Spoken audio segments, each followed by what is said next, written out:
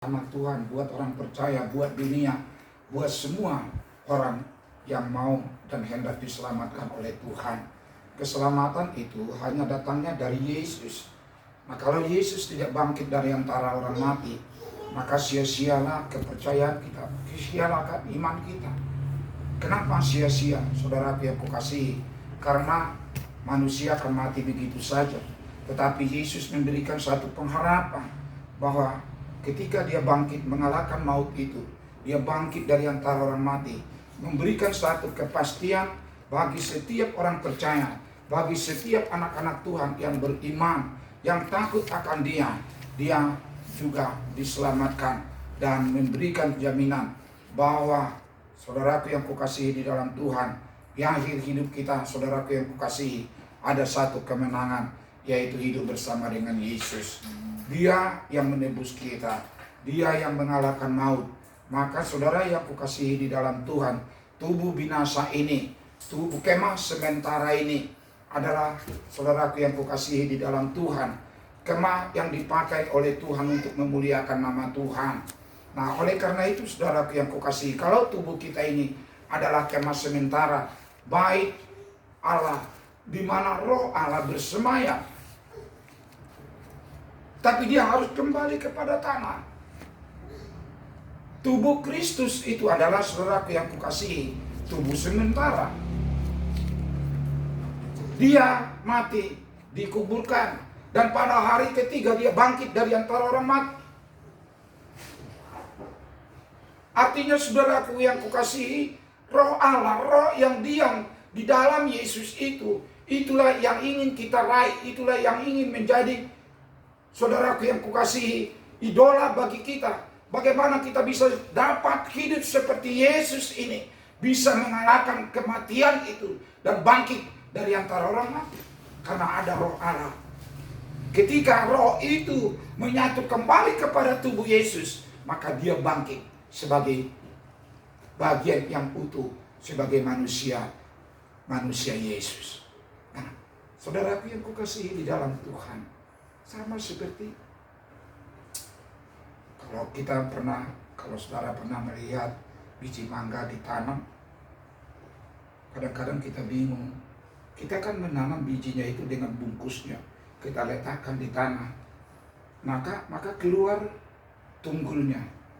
Tunggulnya itu yaitu calon tumbuhan yang keluar dari biji itu. Padahal bijinya ini kita harus keringkan dulu, mati benar-benar bijinya. Kalau dia tidak kering benar, maka biji mangga ini tidak akan bisa mengeluarkan tumbuhan. Tidak bisa. Maka dia harus kering, dia harus mati benar.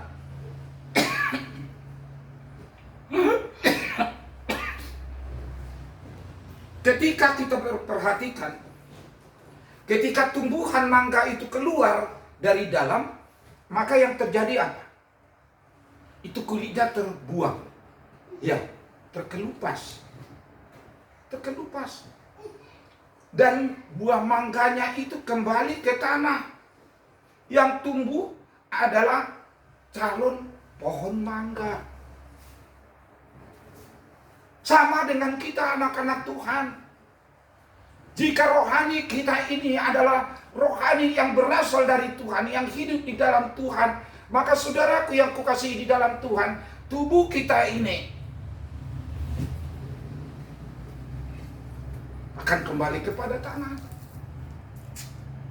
akan kering. Nah, tanpa kematian, saudara yang kukasihi di dalam Tuhan, manusia tidak dapat, saudaraku, hidup di dalam hidup yang baru. Seperti pohon mangga tadi. Buah mangga itu kembali ke tanah. Kulit-kulitnya semua dikupas. Benar-benar buah mangga itu mati.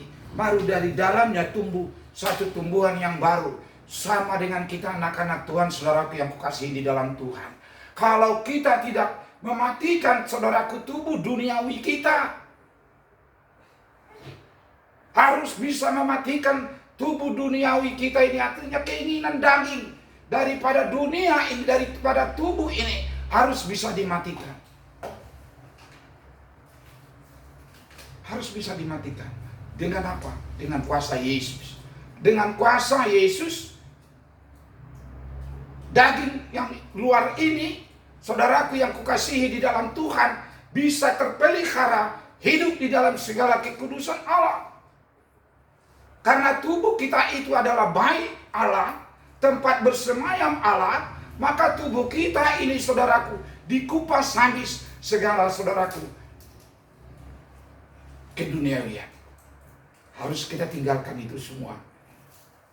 Nah, hidup di dalam, saudaraku, menuju kesempurnaan seperti Yesus yang mengalahkan maut itu. Nah, saudara yang kukasihi di dalam Tuhan,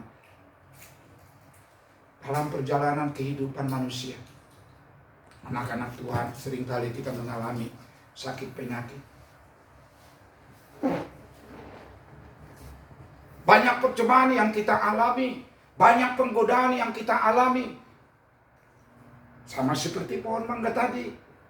Ketika dia mau besar dan akarnya semakin kuat ke tanah dan dia mempunyai cabang, dia mempunyai daun, maka saudara yang kukasihi di dalam Tuhan, apakah pohon mangga ini, saudara yang kukasihi di dalam Tuhan, lepas dari hempasan angin? Oh, nggak bisa.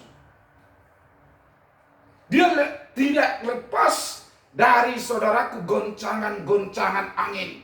Dia harus menerima hempasan angin. Dia harus, saudaraku, digoyah. Dia harus, saudaraku yang kukasihi, diombang-ambingkan. Tetapi kalau sudah Roh Kudus atau kuasa Allah berkerajaan di dalam tubuh kita ini, kita akan tetap dijadikannya kuat. Haleluya. Haleluya. Itu tujuan kebangkitan Yesus. Memberi kekuatan. Apa yang menjadi kelemahanmu selama ini, kau kenali. Engkau buang. Bangkitlah, berdirilah. Pandanglah kepada Yesus Kristus Tuhan. Artinya, saudaraku yang kukasihi, tinggalkan hidupmu yang lama. Hidupmu yang lama. Sama seperti tadi, biji daripada buah mangga. Ketika dia ditanam, saudaraku yang kukasihi, dia mati. Ketika tumbuh calon pohon mangga, buahnya itu tadi, bijinya itu terkelupas dan lepas, dan dia kembali kepada tanah. Nah, saudaraku yang kukasihi di dalam Tuhan, dia memiliki yaitu pohon yang baru. Nah, saudaraku yang kukasihi di dalam Tuhan, dengan kebangkitan Yesus Kristus Tuhan, memberikan satu harapan kepada engkau dengan saya, bahwa kita hidup, tumbuh bersama dengan Yesus Kristus Tuhan.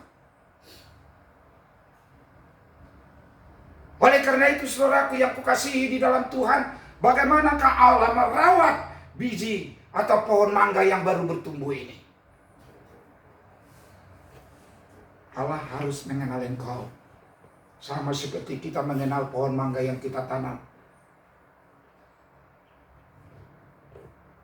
Kita mengenal pohon mangga yang kita kenal, yang kita tanam itu. Kita harus sirami. Kita harus pupuk. Kita harus mengganjal pohonnya supaya dia tumbuh lurus. Demikian pun Tuhan. Kadang-kadang kita merasa sakit kalau kita, saudaraku, diganjal. Ya, mau diluruskan sama dia. Wah, sakit benar. Karena apa? Segala keindahan, melupakan atau meninggalkan segala keinginan duniawi. Kemarahan, iri hati, apalagi kecongkakan, kesombongan, itu semua kan keinginan daging, keinginan dunia. Tapi kalau kita selalu, saudaraku yang kukasihi, selalu mau senyum, ya, kalau mau marah, tahan dulu dah, ya kan, tinggalkan semua hidupmu yang lama. Kalau kita seorang pemalas tadinya, dengan kebangkitan Yesus ini, jangan lagi engkau berkata, waduh, saya sial ini. saya dibodohin orang. Wah, itu salahmu sendiri. Kenapa kau nggak ingat Yesus? Kenapa enggak engkau belajar kepada Tuhan ini, kepada firman Tuhan ini? Nah, Tuhan tidak meninggalkan engkau. Ketika engkau mau diluruskan sama dia, pahit memang, sakit. Iya, sakit. Sama dengan pohon mangga yang besar, supaya dia banyak daunnya, supaya dia berbuah banyak. Dia harus digoncang, diombang-ambingkan sama angin. Saudara lihat, mungkin, kenapa sih angin menggoyang-goyangkan ini pohon? Nanti tumbang. Enggak tumbang. Artinya supaya akarnya semakin menancap ke tanah. Jadi angin itu memberi kelonggaran. Ya, beri kelonggaran dan akarnya semakin nancap ke tanah. Maka tanahnya itu menemukan apa? Pupuk yang berguna untuk apa? Untuk buah dan daunan mangga. Maka dia berbuah. Sama dengan saudaraku yang kukasihi. Di dalam percobaan sekarang ini, penyakit menular yang begitu menghantui umat manusia, apalagi anak-anak Tuhan. Mungkin kita berkata di dalam hati saya, seandainya saya dapat serangan pada hari ini, saya nggak punya uang untuk berobat ke dokter. Yang kita nggak punya uang. Ayo, apa kita bisa masuk rumah sakit kelas P? Jangankan kelas P, kelas 3 aja kita nggak bisa masuk. Paling di kelas 4. Karena kita nggak punya uang. Ya. Tapi firman Tuhan, saudaraku yang kukasihi, memberikan satu jaminan. Sama seperti pohon mangga tadi. Ketika dia diombang-ambingkan, ditiup oleh angin, saudara yang kukasihi, apa yang terjadi? Coba kita lihat di Mazmur 91.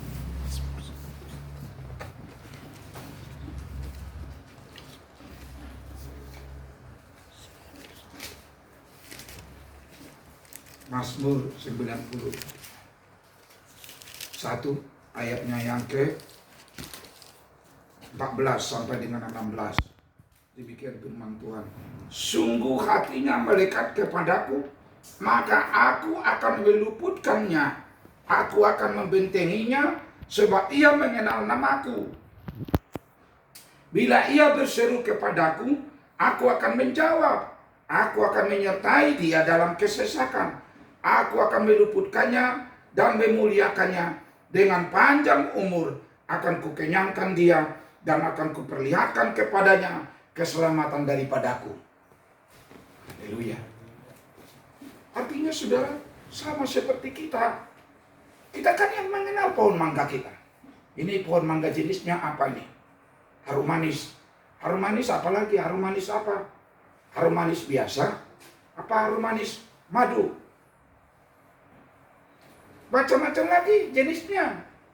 Sama dengan Tuhan. Jika hati kita melekat kepada Tuhan, maka dia mengenal kita. Ya kan? Benar nggak? Dulu waktu saya kecil, saya menanam pohon PT Kalia di depan rumah di Toba. Tapi itu udah ditebang orang karena sengketa, memperebutkannya karena buahnya banyak sekali. Sama dengan pohon kelapa saya tanam, cengkeh, nangka saya tanamin dulu waktu saya masih remaja. Karena saya senang memang berkarya. Saya tanam, buahnya banyak-banyak. Tapi hari ini itu semua lenyap. Karena apa? Karena orang tidak mengerti.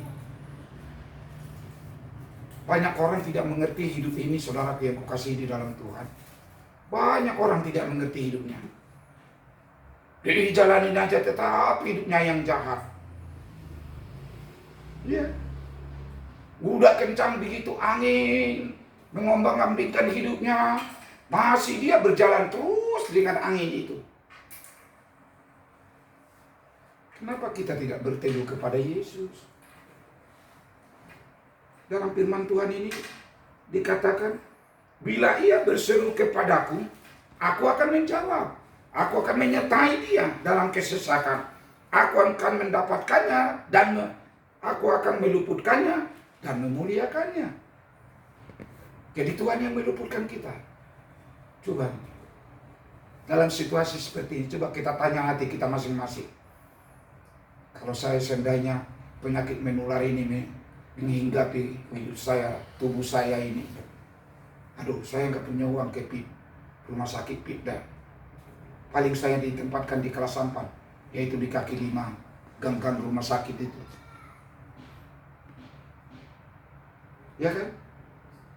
Nah, saudaraku yang kukasihi, biarkan Tuhan yang membentengi engkau. Engkau yang mengenal pohon mangga yang engkau tanam itu. Demikian pun Tuhan. Dia mengenal engkau. Tapi cobalah kenal Tuhan. Takutlah akan Dia. Berbuatlah baik dan baik kepada Tuhan. Sembah Dia. Jangan lupa berdoa. Ya, harus berdoa, baca firman Tuhan. Biarpun itu satu ayat, baca, berdoa. Bersekutu di dalam Tuhan. Ingat, saudaraku yang kukasihi di dalam Tuhan. Jadikan tubuh kita ini baik Allah, baik suci Allah. Tempatnya Roh Kudus bersemayam. Tempatnya Roh Allah ada di dalam tubuh kita. Kalau sudah Roh Allah ada di dalam tubuh kita, sama seperti kita menanam pohon tadi, saudaraku yang kukasihi di dalam Tuhan. Kita ada. Kalau hati kita tidak melekat terhadap pohon itu, kita akan masa bodoh. Hanya kita letakin begitu aja. Kalau saya dulu menanam pohon bukan begitu. Tanahnya saya hancur-hancurin. Dan saya timbun, saya kasih pupuk. Maka berbuah banyak. Oh, jangan katakan, oh saya ini anak Tuhan. Tuhan sudah menentukan hidup saya seperti ini. Tetapi engkau masih tetap hidup lama. Nah, saudara yang kukasihi, dengan hari kebangkitan Yesus ini, mari sambut Dia. Sambut Yesus itu di dalam hidupmu. Katakan, aku mau bangkit Tuhan.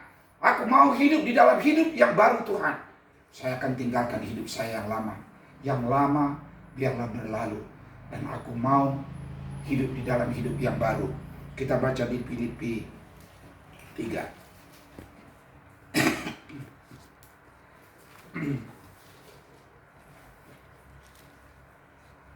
Nih, coba baca Melia. Filipi 3 ayat 7 sampai dengan 13.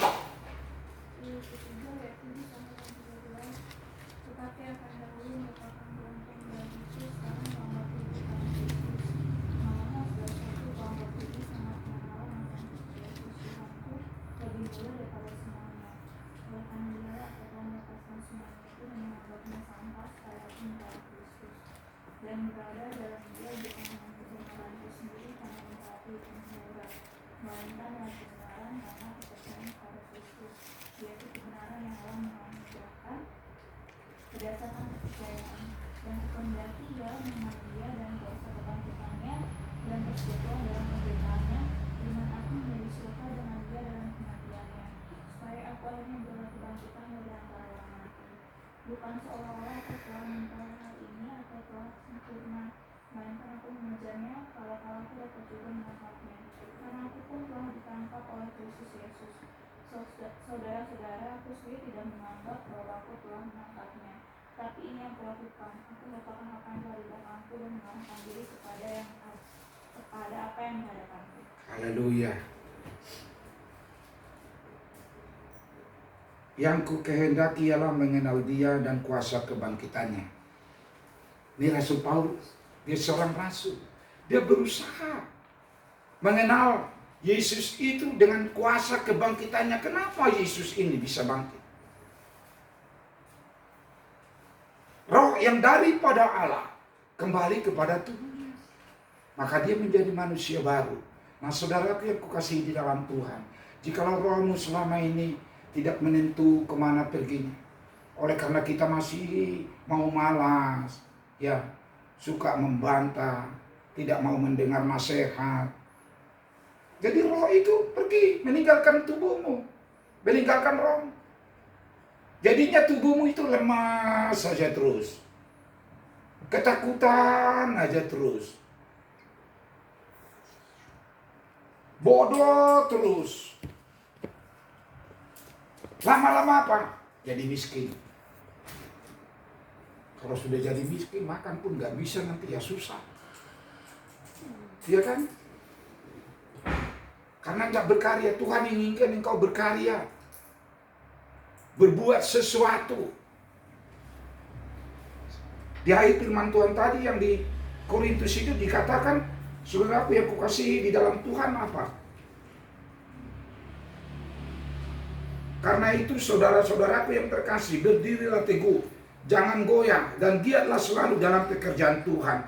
Sebab kamu tahu bahwa dalam persekutuan dengan Tuhan jerih payahmu tidak sia-sia. Harus berdiri teguh. Harus berdiri teguh. Ya, nggak boleh goyah.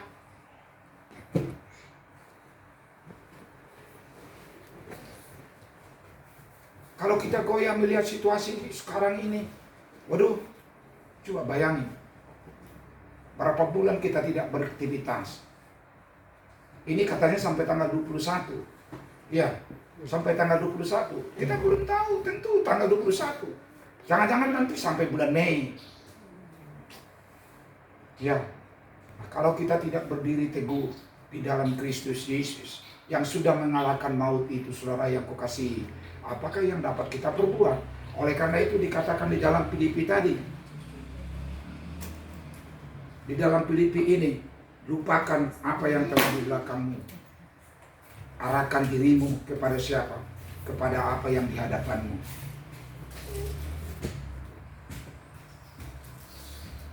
Arahkan diri kita kepada Kristus Yesus. Jangan takut.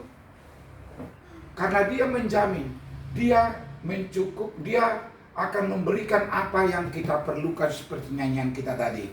Dia akan sediakan kalau kita berjalan bersama dengan Yesus. Segala kekhawatiranmu, segala apa yang engkau takutkan, serahkanlah kepada Dia, sebab Dia setia menjaga dan memelihara hidupmu. Haleluya. Haleluya.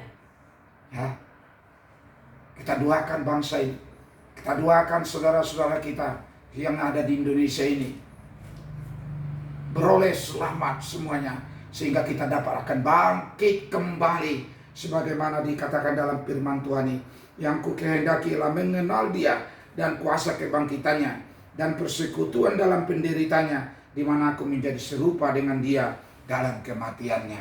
Penderitaan apa yang kita alami pada saat ini dibandingkan dengan penderitaan Yesus? Ibu bayangin, sekali cambuk Yesus itu, saudaraku yang kukasih di dalam Tuhan, tubuhnya itu, dagingnya tercabik-cabik.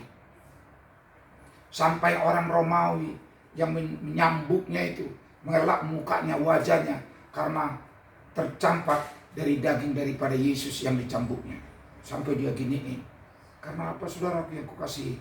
Begitu menderitanya Yesus yang menuju kayu salib itu. Untuk apa, saudara? Supaya engkau memiliki satu jaminan akan masa depan. Artinya, saudaraku yang kukasih, ketika pun kita tubuh ini akan kembali binasa, atau kemas sementara ini akan dirobohkan oleh Tuhan, maka Roh Allah memberikan suatu jaminan bagi engkau bahwa rohmu juga akan dipelihara oleh Tuhan. Roh dan jiwamu juga akan dipelihara oleh Tuhan. Dia tidak akan pernah melupakan engkau, karena Tuhan akan memberikan engkau satu kelegaan. Tuhan akan memberikan engkau satu tempat di mana Dia, saudaraku yang kukasihi, setia senantiasa mengingat dan melihat dan menggembalakan kehidupanmu dari hari ini sampai selamanya. Haleluya. Jadi jangan takut kita, ya, jangan takut. Berserah sepenuhnya kepada Tuhan. Tuhan yang menyertai, Tuhan yang memberkati, Tuhan yang menjagai, membentengi, meluputkan kita dari segala mara bahaya, dari segala ancaman penyakit menular ini.